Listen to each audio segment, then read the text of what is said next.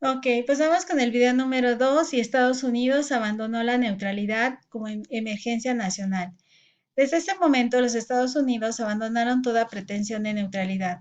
A fines de marzo, el gobierno americano confiscó 69 barcos alemanes, italianos y daneses, que se habían quedado en puertos norteamericanos al empezar la guerra.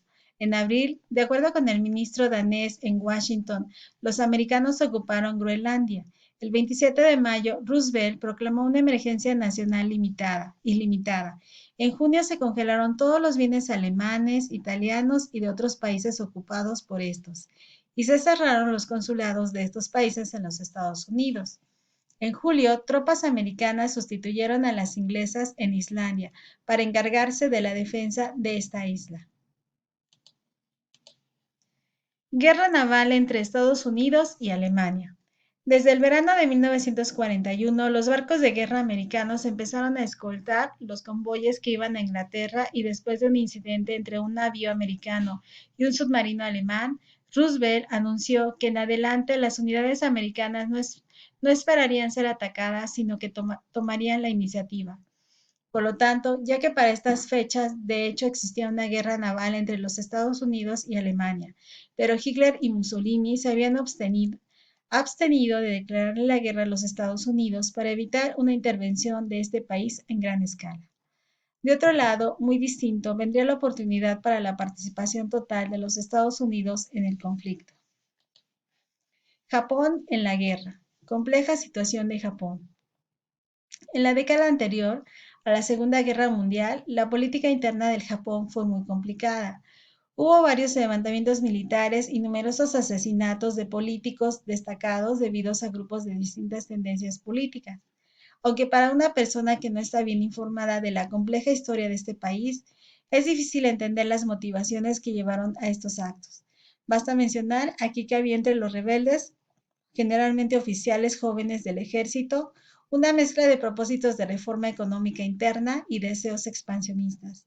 Es por esto que los funcionarios que seguían una política externa cautelosa siempre estaban en peligro de ser asesinados. Ataque japonés a Manchuria, China. En el año de 1931, los japoneses atacaron a China y se apoderaron de la provincia de Manchuria, en donde formaron un estado satélite del Japón, conocido como Manchukuo. Siguieron luego una serie de incursiones contra China, pero el año de 1937 lanzaron una ofensiva en gran escala contra este país, cuyos objetivos no estaban bien claros. En esta época, China se encontraba muy dividida, ya que había encuentros constantes entre los nacionalistas encabezados por Chiang Kai-shek y los comunistas cuyo jefe era Mao Tse-tung.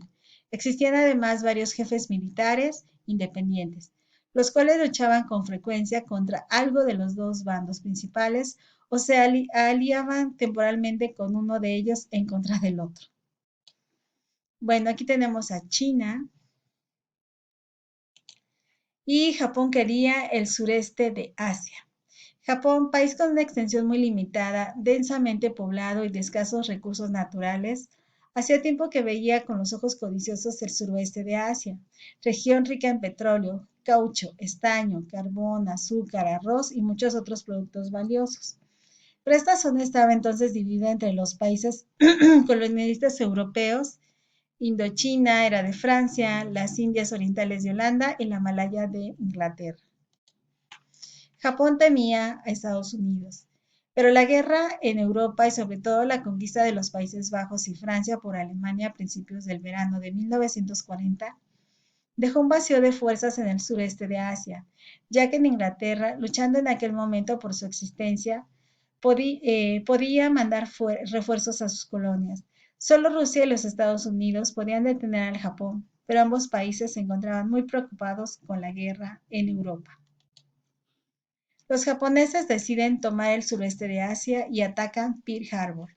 Al final, esta última facción fue la que se impuso, pero la preocupación era siempre la intervención de los Estados Unidos, pues aunque los sitios que pensaban ocupar eran colonias de Francia, Inglaterra y Holanda, había la posibilidad de que los Estados Unidos entraran a la guerra.